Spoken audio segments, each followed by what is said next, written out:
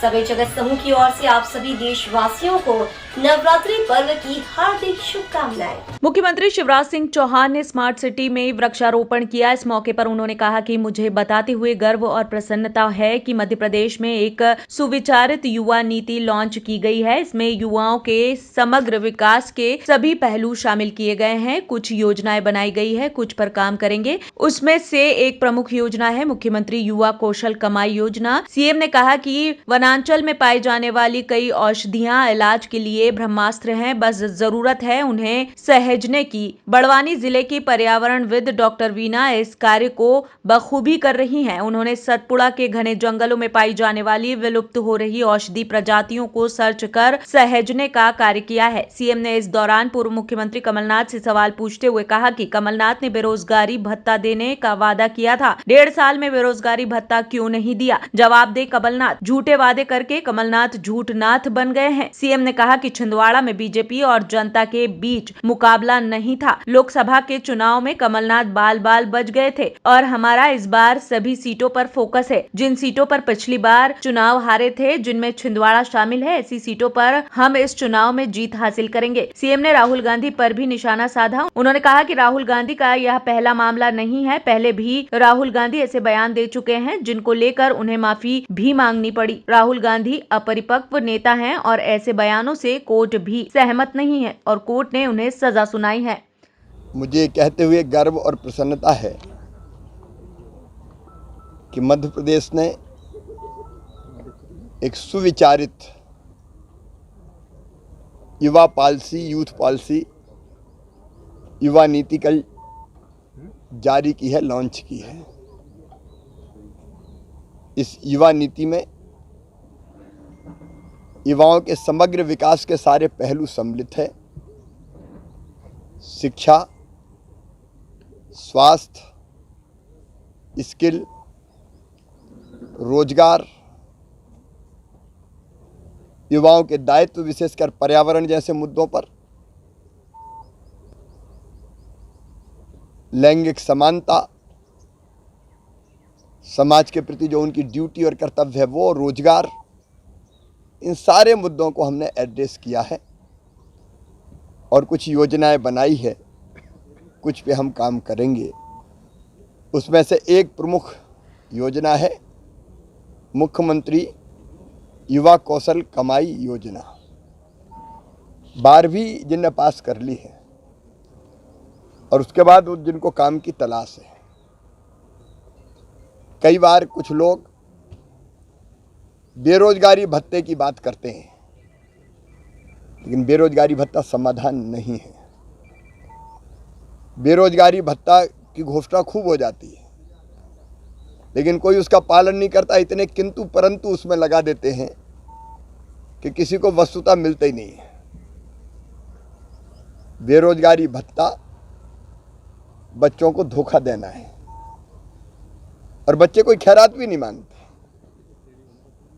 वो चाहते हैं कि उनको काम मिले और इस दृष्टि से बच्चों को स्किल्ड बनाने के लिए, काम सीखने के लिए एक कॉन्सेप्ट है लर्न एंड अर्न, सीखो और कमाओ।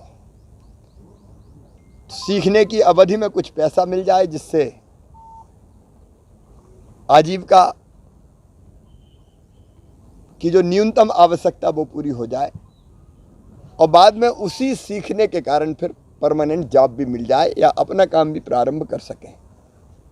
इस योजना के अंतर्गत 1 जून से रजिस्ट्रेशन होगा। पोर्टल हमारा बन रहा है, पोर्टल पे बच्चों का रजिस्ट्रेशन करेंगे और रजिस्ट्रेशन के बाद दूसरी तरफ ऐसे संस्थान जहां वो काम सीख सकते हैं। मध्य प्रदेश में मैं आज कमलनाथ जी से एक ही सवाल पूछना चाहता हूं। हमने तो तय कर दिया और तय भी बजट में प्रावधान करके किया। 1000 करोड़ रुपए हमने बजट में रखे हैं, 8000 रुपया महीना अपने बच्चों को देने के लिए। जरूरत पड़ेगी तो और बढ़ाएंगे हम। कमलनाथ जी ने कहा था बेरोजगारी भत्ता देंगे। 1.25 साल में कितने बच्चों को बेरोजगारी भत्ता दिया? रोजगार की बात की तो ढोल चराना और ढोल बजाने के रोजगार की बात की। बेरोजगारी भत्ता कमलनाथ जी क्यों नहीं दिया, ये जवाब तो देना होगा, क्योंकि आप झूठनाथ बन गए हो झूठे वादे कर करके। मध्य प्रदेश में कई सकारात्मक काम हो रहे हैं।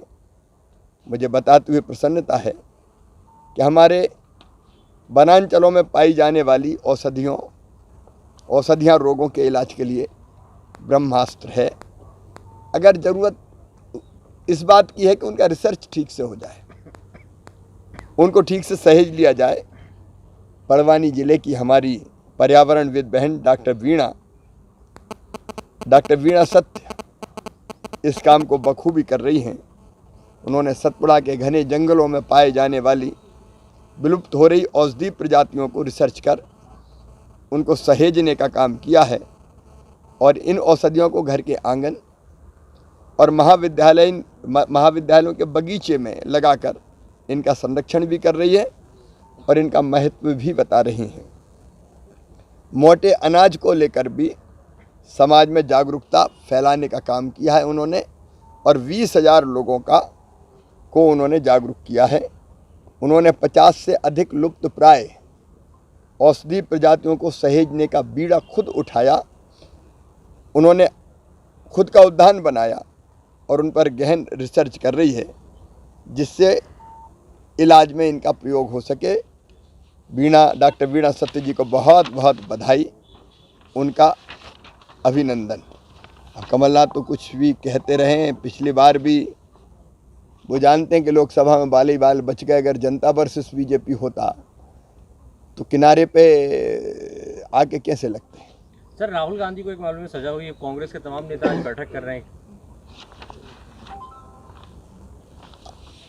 देखिए, कौन कहेगा कि आप इस तरह की असत्य बातें करें, झूठी बातें करें, मर्यादाओं को भी ना रखें। ये पहली बार नहीं हुआ राहुल जी से। 2019 के मामले में तो उनको सजा सुनाई गई है। इसके पहले भी वो माफ़ी मांग चुके हैं।